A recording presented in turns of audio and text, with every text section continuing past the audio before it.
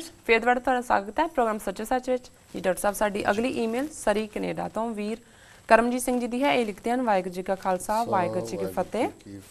I watch your show almost every day and I learn lots from it. ਕਿਰਪਾ ਕਰਕੇ ਮੈਂ ਤੁਹਾਡੇ ਤੋਂ ਜਾਣਨਾ ਚਾਹੁੰਦਾ ਹਾਂ ਕਿ ਸਾਬਕਾ ਜਥੇਦਾਰ ਭਾਈ ਰਣਜੀਤ ਸਿੰਘ ਬਾਰੇ ਉਹਨਾਂ ਕਿਵੇਂ ਨਰਕਧਾਰੀਏ ਨੂੰ ਝਟਕਾਇਆ, ਕਿਵੇਂ ਉਹ ਜੇਲ੍ਹ ਤੋਂ ਵਾਪਸ ਆਏ, ਕੀ ਉਹਨਾਂ ਮਹੱਤਵਪੂਰਵਕ ਫੈਸਲੇ ਜਥੇਦਾਰ ਰਹਿੰਦਿਆਂ ਲਏ ਤੇ ਕੀ ਕਾਰਨ ਸੀ ਉਹਨਾਂ ਨੂੰ ਜਥੇਦਾਰੀ ਤੋਂ ਲਾਂਬੇ ਕਰ ਦਿੱਤਾ। ਹੁਣ ਉਹ ਐਕਟਿਵ ਕਿਉਂ ਨਹੀਂ ਹਨ। ਤੁਹਾਡਾ ਸ਼ੁਭ ਚਿੰਤਕ ਕਰਮਜੀਤ ਸਿੰਘ ਸਰੀ ਕੈਨੇਡਾ ਜੀ। ਡਾਕਟਰ ਸਾਹਿਬ ਸਭ ਤੋਂ ਪਹਿਲਾਂ ਤਾਂ ਵੀਰ ਕਰਮਜੀਤ ਸਿੰਘ ਜੀ ਦਾ ਬਹੁਤ ਬਹੁਤ ਧੰਨਵਾਦ। ਉਹਨਾਂ ਨੇ ਸਾਨੂੰ ਸਰੀ ਕੈਨੇਡਾ ਤੋਂ ਲਿਖੇ ਜੀ। ਉਹਨਾਂ ਨੇ ਸਾਬਕਾ ਜਥੇਦਾਰ ਅਕਾਲ ਤਖਤ ਸਾਹਿਬ ਭਾਈ ਰਣਜੀਤ ਸਿੰਘ ਹੋਰਾਂ ਬਾਰੇ ਪੁੱਛਿਆ ਕਿ ਉਹਨਾਂ ਨੇ ਨਰਕਧਾਰੀ ਨੂੰ, ਜਿਹੜਾ ਨਰਕਧਾਰੀਆਂ ਦਾ ਗੁਰੂ ਸੀ, ਜਦੋਂ ਕਿ 13 ਅਪ੍ਰੈਲ 1978 ਨੂੰ 13 ਸਿੰਘ ਨਰਕਧਾਰੀਆਂ ਨੇ ਸ਼ਹੀਦ ਕੀਤੇ ਜੀ ਸ੍ਰੀ ਅੰਮ੍ਰਿਤਸਰ ਜੀ ਸ਼ਹਿਰ 'ਚ ਵਿਸਾਖੀ ਦੇ ਦਿਨ ਜੀ। ਤੇ ਉਹਨਾਂ ਨੇ ਪੁੱਛਿਆ ਵੀ ਉਹਨੂੰ ਕਿਵੇਂ ਸਜ਼ਾ ਯਾਫਤਾ ਕੀਤਾ, ਫਿਰ ਜੇਲ੍ਹ 'ਚੋਂ ਕਿਵੇਂ ਬਾਹਰ ਆਏ, ਫੈਸਲੇ ਕੀ ਲਏ, ਫਿਰ ਉਹਨੂੰ ਹਟਾਇਆ ਕਿਉਂ ਗਿਆ ਤੇ ਹੁਣ ਉਹ ਇਨਐਕਟਿਵ ਕਿਉਂ ਨੇ ਜੀ। ਸੋ ਕੁੱਲ ਮਿਲਾ ਕੇ ਇਹਨਾਂ ਨੇ ਜਥੇਦਾਰ ਰਣਜੀਤ ਸਿੰਘ ਹੋਰਾਂ ਬਾਰੇ ਹੀ ਜਾਣਕਾਰੀ ਮੰਗੀ ਹੈ। ਦੇਖੋ, ਹਾਲਾਂ ਮੇਰਾ ਯਤਨ ਹੁੰਦਾ ਵੀ ਮੈਂ ਕਿਸੇ ਵੀ ਨਿੱਜ ਨਾਲ ਅਸੀਂ ਨਹੀਂ ਜੁੜੇ ਹੋਏ ਜੀ।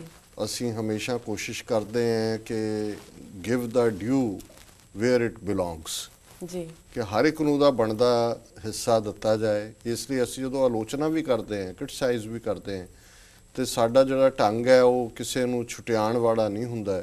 ਇੰਡੀਅਨ ਸਿਸਟਮ ਦੀ ਵੱਖਰੀ ਗੱਲ ਹੈ, ਉਹਨਾਂ ਦੇ ਤਾਂ ਅਸੀਂ ਪਰਛੇ ਉਡਾਣੇ ਹੁੰਦੇ ਨੇ ਜੀ। ਲੇਕਿਨ ਜਦੋਂ ਅਸੀਂ ਆਪਣਿਆਂ ਬਾਰੇ ਗੱਲ ਕਰਦੇ ਹਾਂ ਤਾਂ ਫਿਰ ਅਸੀਂ ਖਿਮਾ ਭਰਪੂਰ ਮਨ ਦੇ ਨਾਲ ਜਿਹੜਾ ਸਾਡਾ ਯਤਨ ਹੁੰਦਾ ਹੈ ਕਿ ਵੀ ਜਿਹੜੇ ਵੀ ਵੀਰ ਭੈਣਾਂ ਨੇ ਜਿੰਨਾ ਵੀ ਸਰਵ ਕੀਤਾ ਉਨਾ ਹੀ ਮੁਬਾਰਕ ਹੈ। ਜੇ ਕਿਤੇ ਉਹ ਕਮਜ਼ੋਰ ਹੋਏ, ਥੜਕੇ, ਤਾਂ ਉਹਨਾਂ ਗੱਲਾਂ ਨੂੰ ਉਭਾਰਿਆ ਨਾ ਜਾਏ ਕਿਉਂਕਿ ਆਲਰੇਡੀ ਉਹ ਇਰਰੈਲੇਵੈਂਟ ਹੋ ਗਏ ਨੇ ਜਾਂ ਉਹਨਾਂ ਦਾ ਕੋਈ ਰੋਲ ਰਿਹਾ ਨਹੀਂ ਹੈ ਜੀ। ਇਹਦੇ 'ਚ ਕੋਈ ਸ਼ੱਕ ਨਹੀਂ ਹੈ ਕਿ 13 ਅਪ੍ਰੈਲ 1978 ਦੇ ਉਸ ਦੁਖਾਂਤ ਤੋਂ ਬਾਅਦ ਜਿਹੜਾ ਕਿ ਸਰਕਾਰੀ ਏਜੰਸੀਆਂ ਦੀ ਵਿਉਂਤਬੰਦੀ ਦੇ ਨਾਲ, ਪ੍ਰਕਾਸ਼ ਸਿੰਘ ਬਾਦਲ ਦੀ ਰਜ਼ਾਮੰਦੀ ਦੇ ਨਾਲ, ਕਿਉਂਕਿ ਚੀਫ ਮਿਨਿਸਟਰ ਸੀ ਪੰਜਾਬ ਦਾ ਜੀ, ਪੰਜਾਬ ਦੇ ਵਿੱਚ ਵਰਤਾਇਆ ਗਿਆ, ਉਹਨੂੰ ਸੇਫ ਪੈਸੇਜ ਦਿੱਤਾ ਗਿਆ ਕਿਉਂਕਿ ਅੰਮ੍ਰਿਤਸਰ ਜੇ ਵਾਕਿਆ ਹੁੰਦਾ ਹੈ ਤੇ ਅੰਮ੍ਰਿਤਸਰੋਂ ਉਹਨੂੰ ਰਾਤੋਂ ਰਾਤ ਦਿੱਲੀ ਕਿਹਨੇ ਪਹੁੰਚਾਇਆ ਜੀ।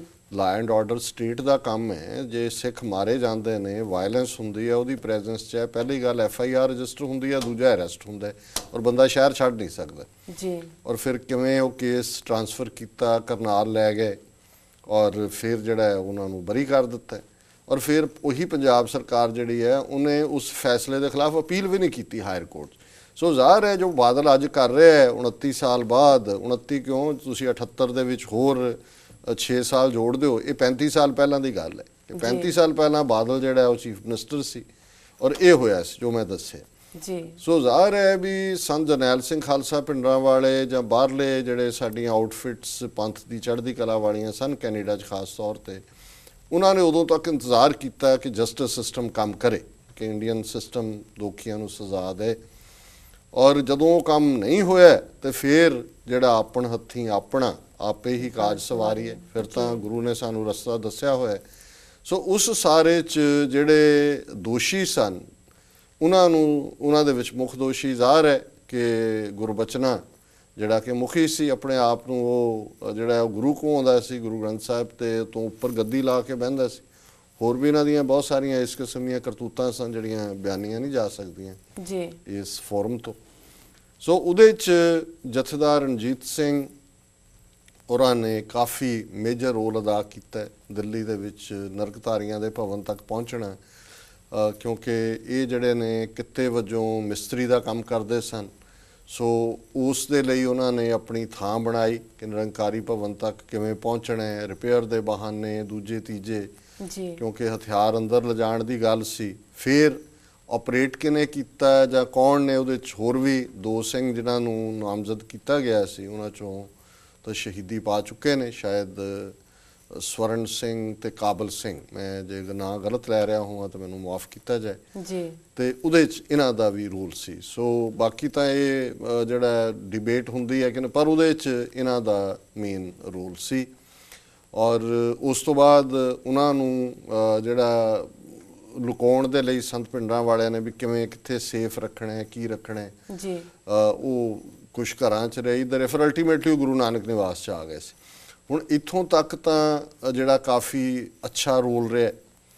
ਹੁਣ ਜਿਹੜੀਆਂ ਏਜੰਸੀਆਂ ਲੌਂਗੋਵਾਲ ਦੇ ਨੇੜੇ ਜਿਹੜੇ ਬੰਦੇ ਸੀ ਉਹਨਾਂ ਦੇ ਵਿੱਚ ਖਾਸ ਤੌਰ ਤੇ ਜਿਹੜਾ ਉਹਦਾ ਸਕੱਤਰ ਸੀ ਲੌਂਗੋਵਾਲ ਦਲ ਦਾ ਗੁਰਚਰਨ ਸਿੰਘ, ਉਹ ਸਾਰੇ ਏਜੰਸੀਆਂ ਦੇ ਫਿੱਟ ਕੀਤੇ ਹੋਏ ਬੰਦੇ ਸੀ। ਸ਼੍ਰੋਮਣੀ ਕਮੇਟੀ ਦੇ ਵਿੱਚ ਅਵਿਨਾਸ਼ੀ ਸਿੰਘ ਸੀ ਏਜੰਸੀਆਂ ਦਾ ਫਿੱਟ ਕੀਤਾ ਬੰਦਾ। ਸੋ ਉਹਨਾਂ ਨੇ ਉਹ ਹਾਲਾਤ ਪੈਦਾ ਕੀਤੇ ਜਾਂ ਕਰਵਾਏ ਆਪਣੇ ਏਜੰਟਾਂ ਰਾਹੀਂ ਕਿ ਜਥੇਦਾਰ ਰਣਜੀਤ ਸਿੰਘ, ਜਥੇਦਾਰ ਤਾਂ ਬਾਅਦ ਚ ਬਣੇ, ਭਾਈ ਰਣਜੀਤ ਸਿੰਘ ਔਰ ਸੰਤ ਭਿੰਡਰਾਂ ਵਾਲਿਆਂ ਦੇ ਵਿਚਕਾਰ ਬਹੁਤ ਜ਼ਿਆਦਾ ਮਤਭੇਦ ਹੋਏ। ਰਣਜੀਤ ਸਿੰਘ ਹੋਰਾਂ ਨੇ ਸੰਤਾਂ ਦੇ ਖਿਲਾਫ ਕਹਿਣਾ ਸ਼ੁਰੂ ਕੀਤਾ, ਲੌਂਗੋਵਾਲ ਨੇ ਉਹਨਾਂ ਨੂੰ ਆਪਣੇ ਖੰਭਾਂ ਥੱਲੇ ਲੈ ਲਿਆ। ਔਰ ਉਸ ਕਸ਼ਮਕਸ਼ ਦੇ ਵਿੱਚ ਹਾਲਾਂਕਿ ਬਹਾਨਾ ਇਹ ਬਣਾ, ਕਿਉਂਕਿ ਸੰਤਾਂ ਦਾ ਕਹਿਣਾ ਸੀ ਕਿ ਜਿਹੜਾ ਵੀ ਇਸ ਨਰਕਧਾਰੀ ਗੁਰਬਚਨੇ ਨੂੰ ਸੋਧੇਗਾ ਉਸ ਨੂੰ ਮੈਂ ਸੋਨੇ ਨਾਲ ਤੋਲਾਂਗਾ। ਹੁਣ ਇਹ ਜਦੋਂ ਉੱਥੇ ਪਹੁੰਚ ਗਏ ਸੇਫਲੀ, ਤੇ ਇਹਨਾਂ ਨੇ ਜਿਵੇਂ ਕਿਸੇ ਨੂੰ ਡਿਚ ਕਰਨਾ ਹੁੰਦਾ ਹੈ ਕਿ ਜੀ ਮੈਨੂੰ ਤੋਲੋ ਸੋਨੇ ਨਾਲ ਜੀ। ਸੋ ਉਹਨਾਂ ਨੇ ਵੀ ਕਿਹਾ ਕਿ ਦੇਖ ਵਕਤ ਆ ਲੈਣ ਦੇ, ਕੋਈ ਐਸੀ ਗੱਲ ਨਹੀਂ ਹੈ, ਹਾਲਾਤ ਕੋਈ ਇਸ ਵੇਲੇ ਇਹ ਤਾਂ ਨਹੀਂ ਹੈ ਵੀ ਕਿਸੇ ਨੂੰ ਓਨ ਕੀਤਾ ਜਾਏ ਜੀ। ਔਰ ਜਿਵੇਂ ਹੁਣ ਜਦੋਂ ਸੰਤਾਂ ਨੂੰ ਜਗਤ ਨੈਣ ਕੇਸ 'ਚ ਫੜਿਆ ਤਾਂ ਉਹ ਏਜੰਸੀਆਂ ਵਾਲਿਆਂ ਨੇ ਉਹਨਾਂ ਨੂੰ ਪੁੱਛਿਆ, ਇੰਟਰੋਗੇਟ ਕਰਨ ਵਾਲਿਆਂ ਨੇ ਜੀ ਕਿ ਜੀ ਤੁਸੀਂ ਕਿਹਾ ਕਿ ਜੀ ਜੇ ਤੁਹਾਡੇ ਕੋਲ ਆ ਜਾਏ ਰਣਜੀਤ ਸਿੰਘ ਤੇ ਤੁਸੀਂ ਸੋਨੇ ਨਾਲ ਤੋਲੋਗੇ? ਉਹ ਕਹਿੰਦਾ ਜੀ ਮੈਂ ਹਾਂ ਕਿਹਾ। ਤੇ ਉਹ ਕਹਿੰਦਾ ਜੀ ਤੁਸੀਂ ਸੋਨਾ ਕਿੱਥੋਂ ਲਿਆਓਗੇ? ਸੰਤਾਂ ਨੂੰ ਕਿਹਾ, ਉਹਨਾਂ ਨੇ ਕਿਹਾ ਜੀ ਜਿੱਥੋਂ ਤੁਸੀਂ ਰਣਜੀਤ ਸਿੰਘ ਲਿਆਓਗੇ ਜੀ ਜੀ। ਸੋ ਜ਼ਾਹਿਰ ਹੈ ਕਿ ਉਹ ਇਹ ਵੀ ਐਡਮਿਟ ਨਹੀਂ ਸੀ ਉਹਨਾਂ ਨੇ ਕੀਤਾ ਜਾਂ ਕਰਨਾ ਚਾਹੁੰਦੇ ਕਿ ਵੀ ਰਣਜੀਤ ਸਿੰਘ ਨੂੰ ਉਹਨਾਂ ਦੀ ਪ੍ਰੋਟੈਕਸ਼ਨ ਹੈ, ਕਿਉਂਕਿ ਉਹ ਜਥੇਦਾਰ ਰਣਜੀਤ ਸਿੰਘ ਦੀ ਸੇਫਟੀ ਲਈ ਸੀ। ਪਰ ਗੱਲ ਮੁੱਕਦੀ ਕਿ ਅਲਟੀਮੇਟਲੀ ਬਾਦਲ ਕਿਆਂ ਨੇ ਬਰਨਾੜੇ ਰਾਹੀਂ ਫਿਰ ਜਥੇਦਾਰ ਰਣਜੀਤ ਸਿੰਘ ਨੂੰ ਪੇਸ਼ ਕਰਵਾ ਦਿੱਤਾ ਦਿੱਲੀ ਲਿਜਾ ਕੇ। 84 ਤੋਂ ਪਹਿਲਾਂ ਦੀ ਗੱਲ ਹੀ ਜੀ। ਸੋ ਮੁਕੱਦਮਾ ਚੱਲਿਆ, ਉਮਰ ਕੈਦ ਹੋਈ, ਚੱਲਦੇ ਰਹੇ ਸਾਲ। ਹੁਣ ਜਦੋਂ ਪੰਜਾਬ 'ਚ ਜੁਝਾਰੂਆਂ ਦਾ ਜ਼ੋਰ ਪਿਆ, ਅਕਾਲੀਆਂ ਨੂੰ ਲੱਗਾ ਵੀ ਸਾਨੂੰ ਵੀ ਕੋਈ ਚਾਹੀਦਾ ਪ੍ਰੋਟੈਕਸ਼ਨ ਦੇ ਲਈ। ਟੌੜੇ ਤੇ ਅਟੈਕ ਹੋਇਆ ਜੀ। ਟੌੜੇ ਨੇ ਜਥੇਦਾਰ ਰਣਜੀਤ ਸਿੰਘ ਹੋਰਾਂ ਨੂੰ ਜੇਲ੍ਹ 'ਚ ਬੈਠਿਆਂ ਨੂੰ ਅਕਾਲ ਤਖਤ ਦਾ ਜਥੇਦਾਰ ਬਣਾ ਦਿੱਤਾ, ਐਕਟਿੰਗ ਜਥੇਦਾਰ ਪ੍ਰੋਫੈਸਰ ਮਨਜੀਤ ਸਿੰਘ ਬਣਾ ਦਿੱਤਾ ਜੀ। ਹੁਣ ਉਸ ਸਾਰੇ ਦਾ ਉਹਨਾਂ ਨੇ ਫਾਇਦਾ ਚੱਕਿਆ ਅਕਾਲੀਆਂ ਨੇ। ਉਹਨਾਂ ਨੂੰ ਸੀ ਵੀ ਰਣਜੀਤ ਸਿੰਘ ਨੇ ਤਾਂ ਬਾਹਰ ਨਹੀਂ ਆਉਣਾ ਹੈ। ਇਵੈਂਚੁਅਲੀ ਜਥੇਦਾਰ ਰਣਜੀਤ ਸਿੰਘ ਜਦੋਂ ਜੁਝਾਰੂ ਲਹਿਰ ਦਾ ਕਾਫੀ ਨੁਕਸਾਨ ਹੋ ਗਿਆ ਔਰ ਇਹ ਫਿਰ ਬਾਹਰ ਆਏ, ਉਹਨਾਂ ਨੂੰ ਬੜੇ ਧੂਮ ਧੜੱਕੇ ਦੇ ਨਾਲ ਜਿਹੜਾ ਉਹ ਬਣਾਇਆ ਗਿਆ, ਪੈਰੋਲ ਤੇ ਆਏ, ਅਜੇ ਕੁਝ ਸਜ਼ਾ ਬਾਕੀ ਰਹਿੰਦੀ ਸੀ ਜੀ। ਤੇ ਅਲਟੀਮੇਟਲੀ ਇਹਨਾਂ ਨੂੰ ਜਥੇਦਾਰ ਸਥਾਪਿਤ ਕਰ ਦਿੱਤਾ ਗਿਆ। ਹੁਣ ਇਹਨਾਂ ਨੇ ਦੂਸਰਾ ਇਹਦਾ ਸੀਗਾ ਕਿ ਵੀ ਫੈਸਲੇ ਕੀ ਲਏ। ਫੈਸਲੇ ਉਹਨਾਂ ਨੇ ਸ਼ੁਰੂ 'ਚ ਬੜੇ ਧੜੱਲੇ ਨਾਲ ਲਏ, ਅਕਾਲ ਤਖਤ ਸਾਹਿਬ ਨੂੰ ਫੰਕਸ਼ਨਲ ਕੀਤਾ ਜੇ ਉਹ ਕਿਹਾ ਜਾਏ ਜੀ। ਪਰ ਇੰਨੀ ਤੇਜ਼ੀ ਦੇ ਨਾਲ ਜਾਂ ਇੰਨੇ ਕਈ ਕੰਟਰੋਵਰਸ਼ੀਅਲ ਫੈਸਲੇ ਲਏ ਜਿਨ੍ਹਾਂ 'ਚ, ਕਿਉਂਕਿ ਸੁਣਦੇ ਤਾਂ ਕਿਸੇ ਦੀ ਹੈ ਨਹੀਂ ਸੀ, ਜਿਨ੍ਹਾਂ 'ਚ ਇੱਕ ਫੈਸਲਾ ਜਿਹਨੂੰ ਮੈਂ ਹਮੇਸ਼ਾ ਸਮਝਦਾ ਵੀ ਜਿਹਨੇ ਸਿੱਖਾਂ ਦਾ ਨੁਕਸਾਨ ਕੀਤਾ ਹੈ, ਉਹ ਸਰੀ ਗੁਰਦੁਆਰਾ ਸਾਹਿਬ 'ਚ ਲੰਗਰ ਦੇ ਮੁੱਦੇ ਦੇ ਉੱਤੇ ਜ਼ਮੀਨ ਤੇ ਬਹਿਣਾ ਕਿ ਕੁਰਸੀਆਂ ਤੇ ਬਹਿਣਾ, ਇਹਦੇ ਨਾਲ ਰਿਲੇਟਡ ਜਿਹੜਾ ਹੁਕਮਨਾਮਾ ਸੀ ਜੀ। ਇਸ ਤੋਂ ਇਲਾਵਾ ਹੋਰ ਵੀ ਨੇ, ਪਰ ਜਿਸ ਗੱਲ ਨੇ ਉਹਨਾਂ ਨੂੰ ਡਿਸਗ੍ਰੇਸ ਕੀਤਾ ਔਰ ਬਾਅਦ ਦੇ ਵਿੱਚ ਜਿਹੜਾ ਇੱਕ ਉਹਨਾਂ ਦੇ ਬਾਹਰ ਜਾਣ ਦਾ ਕਾਰਨ ਵੀ ਬਣਿਆ, ਉਹ ਸੀ ਕਿ ਜਦੋਂ ਟੌੜਾ ਨਿਰੰਕਾਰੀ ਭਵਨ ਗਿਆ ਔਰ ਉਹਦੇ ਸਬੂਤ ਕੈਪਟਨ ਅਮਰਿੰਦਰ ਸਿੰਘ ਨੇ ਜਥੇਦਾਰ ਰਣਜੀਤ ਸਿੰਘ ਹੋਰਾਂ ਨੂੰ ਦਿੱਤੇ ਤਾਂ ਉਹਨਾਂ ਨੇ ਟੌੜੇ ਨੂੰ ਗ੍ਰੀਨ ਚਿੱਟ ਦੇ ਦਿੱਤੀ ਜੀ। ਔਰ ਫਿਰ ਫਿਕਸ਼ਨ ਦਾ ਪਾਰਟ, ਕਿਉਂਕਿ ਟੌੜਾ ਬਾਦਲ ਦੀ ਲੜਾਈ ਚੱਲ ਰਹੀ ਸੀ, ਟੌੜਾ ਜਥੇਦਾਰ ਰਣਜੀਤ ਸਿੰਘ ਨੂੰ ਢਾਲ ਬਣਾ ਕੇ ਇਸਤੇਮਾਲ ਕਰ ਰਿਹਾ ਸੀ ਅਕਾਲ ਤਖਤ ਨੂੰ। ਸੋ ਕੱਢਿਆ ਕਿਵੇਂ? ਫਿਰ ਬਾਦਲ ਨੇ ਜਦੋਂ ਦੇਖਿਆ ਕਿ ਵੀ ਜਥੇਦਾਰ ਰਣਜੀਤ ਸਿੰਘ ਟੌੜੇ ਦੇ ਹੱਕ 'ਚ ਭੁਗਤ ਰਹੇ ਨੇ, 1999 'ਚ 300 ਸਾਲਾ ਆਇਆ, ਤਾਂ ਉਹਨਾਂ ਨੇ ਸਰਕਟ ਹਾਊਸ ਦੇ ਵਿੱਚ ਇੱਕ ਮੀਟਿੰਗ ਕਰਕੇ ਜਥੇਦਾਰ ਰਣਜੀਤ ਸਿੰਘ ਨੂੰ ਸੈਕ ਕਰਤਾ, ਉਹਨਾਂ ਨੇ ਕੱਢਤਾ ਜੀ। ਨਵਾਂ ਲਿਆ ਕੇ ਮੇਰੇ ਖਿਆਲ ਉਦੋਂ ਪੂਰਨ ਸਿੰਘ ਨੂੰ ਬਿਠਾ ਦਿੱਤਾ ਸੀ। ਔਰ ਉਹ ਇਸ ਥੋੜੀ ਦੇਰ ਤਾਂ ਉਹਨਾਂ ਨੇ ਰੈਜ਼ਿਸਟ ਕੀਤਾ ਕਿ ਸੰਗਤ ਮੇਰੇ ਨਾਲ ਹੈ। ਅਕਾਲ ਜਦੋਂ ਅਨੰਦਪੁਰ ਸਾਹਿਬ ਵੀ 300 ਸਾਲਾ ਹੋਇਆ ਬਹੁਤ ਵੱਡੇ ਇਕੱਠ ਦੇ ਨਾਲ ਉੱਥੇ ਆਏ, ਬਟ ਅਲਟੀਮੇਟਲੀ ਉਹ ਕੋਈ ਗਰਾਊਂਡ ਹੋਲਡ ਨਹੀਂ ਕਰ ਸਕੇ। ਔਰ ਹੁਣ ਕਿਉਂ ਲਾਂਭੇ ਨੇ? ਕਿਉਂਕਿ ਦੇਖੋ ਅਲਟੀਮੇਟਲੀ ਹਾਂ ਇਹਦੇ 'ਚ ਇੱਕ ਪਾਰਟ ਜਿਹੜਾ ਅਸੀਂ ਸਮਝਦੇ ਹਾਂ ਵੀ ਸਾਡਾ ਵੀ ਥੋੜ੍ਹਾ ਬਹੁਤ ਰੋਲ ਸੀ ਜੀ, ਕਿ ਜਦੋਂ ਉਹਨਾਂ ਦੀ ਥੋੜ੍ਹੀ ਪੋਪੂਲੈਰਿਟੀ ਹੋਣ ਲੱਗੀ, ਸਰਕਾਰ ਨੇ ਚਾਹਿਆ ਕਿ ਜੀ ਉਹਨਾਂ ਨੂੰ ਜਿਹੜਾ ਉਹ ਵਾਪਸ ਜੇਲ੍ਹ ਦੇ ਵਿੱਚ ਭੇਜਿਆ ਜਾਏ, ਤੇ ਫਿਰ ਅਸੀਂ ਅਕਾਲ ਤਖਤ ਸਪੋਰਟ ਕਮੇਟੀ ਬਾਹਰ ਬਣਾਈ। ਉਹਨੂੰ ਅਸੀਂ ਆਪਣੇ ਹਮਦਰਦਾਂ ਦੇ ਨਾਲ ਦੁਨੀਆ ਭਰ 'ਚ 90 ਸੰਸਥਾਵਾਂ ਗੁਰਦੁਆਰੇ ਅਸੀਂ ਇਸ ਦੇ ਨਾਲ ਜੋੜੇ। ਉਹਦੇ ਲਈ ਅਸੀਂ ਵਾਸ਼ਿੰਗਟਨ ਟਾਈਮਸ ਗਲੋਬਲ ਕੈਂਪੇਨ ਕੀਤਾ ਕਿ ਵੀ ਜਥੇਦਾਰ ਵਾਪਸ ਨਹੀਂ ਜਾਣਗੇ, ਸਾਡੇ ਅਕਾਲ ਤਖਤ ਦਾ ਜਿਹੜਾ ਇਹ ਇਵੇਂ ਨਹੀਂ ਹੋਏਗਾ। ਔਰ ਜਥੇਦਾਰ ਰਣਜੀਤ ਸਿੰਘ ਨੇ ਵੀ ਉਸ ਮੁੱਦੇ ਤੇ ਸਟੈਂਡ ਲਿਆ। ਸਰਕਾਰ ਘਬਰਾਈ ਕਿ ਵੀ ਇਹ ਤਾਂ ਇੱਕ ਹੋਰ ਪਿੰਡਾਣਾ ਬਣਨ ਲੱਗਾ।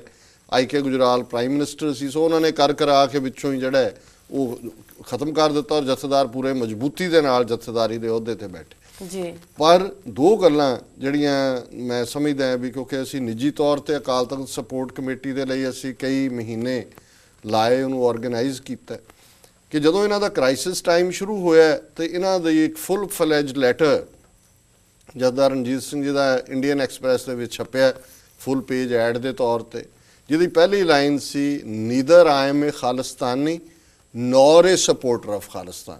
ਨਾ ਮੈਂ ਖਾਲਿਸਤਾਨੀ ਹੈਗਾ ਤੇ ਨਾ ਮੈਂ ਖਾਲਿਸਤਾਨ ਦਾ ਸਪੋਰਟਰ ਹੈ। ਅੱਛਾ, ਜਦੋਂ ਅਮਰੀਕਾ ਦਾ ਤਾਂ ਵੀਜ਼ਾ ਮਿਲਿਆ ਉਹਨਾਂ ਨੂੰ, ਪਰ ਕੈਂਸਲ ਹੋ ਗਿਆ, ਰੌਲਾ ਪਾ ਦਿੱਤਾ ਇੱਥੋਂ ਵਾਲਿਆਂ ਨੇ। ਪਰ ਜਿਹੜੀਆਂ ਮੁਲਕਾਂ ਦੇ ਵਿੱਚੋਂ ਗਏ, ਕੁਝ ਯੂਰਪ ਦੇ ਮੁਲਕਾਂ 'ਚ ਆਏ ਜਾਂ ਦੂਜੇ, ਉੱਥੇ ਜਦੋਂ ਨਿੱਜੀ ਗੱਲਬਾਤ ਦੇ ਵਿੱਚ ਉਹ ਭਿੰਡਰਾਂ ਵਾਲਿਆਂ ਦੇ ਵਿਰੁੱਧ ਕਹਿੰਦੇ ਰਹੇ, ਉਹਨਾਂ ਨੇ ਉਹ ਆਪਣਾ ਛੱਡਿਆ ਨਹੀਂ ਜੋ ਵੀ ਉਹ ਨੈਗੇਟਿਵਿਟੀ ਕਰਦੇ ਸੀ ਜੀ। ਔਰ ਫਿਰ ਜਦੋਂ ਇੱਕ ਵਾਰੀ ਬਾਹਰ ਹੋ ਗਏ, ਸੋ ਫਿਰ ਜਿਹੜਾ ਉਹਨਾਂ ਨੇ ਯਤਨ ਤਾਂ ਕੀਤਾ, ਅਕਾਲੀ ਦਲ ਅੰਮ੍ਰਿਤਸਰ ਦੇ ਨਾਲ ਵੀ ਕੁਝ ਇਕੱਠਾਂ ਦੇ ਵਿੱਚ ਆਏ, ਕੁਝ ਦੂਜਾ ਵੀ, ਪਰ ਮੈਂ ਸਮਝਦਾ ਫਿਰ ਉਹਨਾਂ ਦਾ ਵਿਆਹ ਵੀ ਹੋ ਗਿਆ ਉਸ ਤੋਂ ਬਾਅਦ। ਸੋ ਜੇ ਉਹ ਚਾਹੁੰਦੇ ਤੇ ਜਿੰਨਾ ਕੁ ਉਹਨਾਂ ਨੂੰ ਸਟੇਟਸ ਐਜ਼ ਏ ਜਥੇਦਾਰ ਮਿਲ ਗਿਆ ਸੀ, ਉਹ ਭਾਵੇਂ ਖੰਡਾ ਬਾਟਾ ਫੜਦੇ, 5 ਸਿੰਘ ਲੈਂਦੇ, ਔਰ ਉਹਨਾਂ ਨੂੰ ਬੋਲਣ ਦੀ ਜਾਂਚ ਵੀ ਚੰਗੀ ਆ ਗਈ ਸੀ, ਸਪੀਕਰ ਵੀ ਚੰਗੇ ਸੀ, ਵੀ ਕਾਰਨਾਮਾ ਵੀ ਨਰਕਧਾਰੀ ਨੂੰ ਸਜ਼ਾ ਦੇਣ ਵਾਲਾ ਸੀ। ਪਰ ਮੈਂ ਸਮਝਦਾ ਵੀ ਕਰਤੇ ਹੱਥ ਵਡਿਆਈਆਂ, ਜਿਸ ਭਾਵੇ ਤਿਸ ਦੇ, ਵਡਿਆਈ ਉਹਨਾਂ ਨੂੰ ਮਿਲੀ। ਪਰ ਅਲਟੀਮੇਟਲੀ ਇਸ ਸ਼ਖਸੀਅਤ ਦੇ ਬਾਵਜੂਦ ਹੁਣ ਉਹਨਾਂ ਦੇ ਕਦੇ ਕਦਾਈ ਕੋਈ ਬਿਆਨ ਛਪਦਾ, ਇੱਕ ਨੁਕਸਾਨ ਉਹਨਾਂ ਨੇ ਹੋਰ ਜਥੇਦਾਰ ਦੇ ਤੌਰ ਤੇ ਕੀਤਾ ਕਿ ਜਿਹੜਾ ਮੂਲ ਨਾਨਕਸ਼ਾਹੀ ਕੈਲੰਡਰ ਜਿਹੜਾ ਬਾਅਦ 'ਚ ਜਥੇਦਾਰ ਵੇਦਾਂਤੀ ਦੇ ਵੇਲੇ 2003 ਦੇ ਵਿੱਚ ਲਾਗੂ ਹੋਇਆ, ਉਹ 1999 'ਚ ਲਾਗੂ ਹੁੰਦਾ ਜਥੇਦਾਰ ਰਣਜੀਤ ਸਿੰਘ ਨੇ ਕਿਤੇ ਨਾ ਕਿਤੇ ਉਹ ਨਾਨਕਸਰੀ ਪ੍ਰਭਾਵ ਜਾਂ ਕੀ ਪ੍ਰਭਾਵ ਸੀ ਸਾਨੂੰ ਨਹੀਂ ਪਤਾ, ਪਰ ਉਹ ਉਹਨਾਂ ਨੇ ਬਲੌਕ ਕੀਤਾ। ਉਹ ਵੀ ਜੇ 1999 'ਚ ਇਹ ਲਾਗੂ ਹੁੰਦਾ ਤੇ ਫਿਰ ਇਹ ਜਿਹੜੀ ਬਹੁਤ ਸਾਰੀ ਕੰਟਰੋਵਰਸੀ ਜਾਂ ਬਾਅਦ ਦੇ ਵਿੱਚ ਜੋ ਕੁਝ ਹੋਇਆ ਇਹ ਨਹੀਂ ਸੀ ਹੋਣਾ। ਸੋ ਇਹ ਜਿਹੜਾ ਜਥੇਦਾਰ ਰਣਜੀਤ ਸਿੰਘ, ਜਿਨ੍ਹਾਂ ਦਾ ਅਸੀਂ ਰਿਗਾਰਡ ਕਰਦੇ ਹਾਂ ਕਿ ਸੇਵਾ ਉਹਨਾਂ ਨੇ ਬਹੁਤ ਵੱਡੀ ਕੀਤੀ ਔਰ ਉਸ ਸੇਵਾ ਦਾ ਫਲ ਵੀ ਜਿਹੜਾ ਅਕਾਲ ਤਖਤ ਦੀ ਜਥੇਦਾਰੀ ਮਿਲਿਆ, ਲੇਕਿਨ ਉਸ ਨੂੰ ਉਹ ਫਿਰ ਹੈਂਡਲ ਨਹੀਂ ਕਰ ਸਕੇ। ਜੀ ਡਾਕਟਰ ਸਾਹਿਬ, ਦਿੱਤੇ ਲੈਣੇ ਬ੍ਰੇਕ। ਵੀਅਰਸ, ਤੁਸੀਂ ਸਾਡੇ ਨਾਲ ਇਸ ਤਰ੍ਹਾਂ ਬਣੇ ਰਹੋ, ਮਿਲਦੇ ਹਾਂ ਛੋਟੇ ਬ੍ਰੇਕ ਤੋਂ ਬਾਅਦ।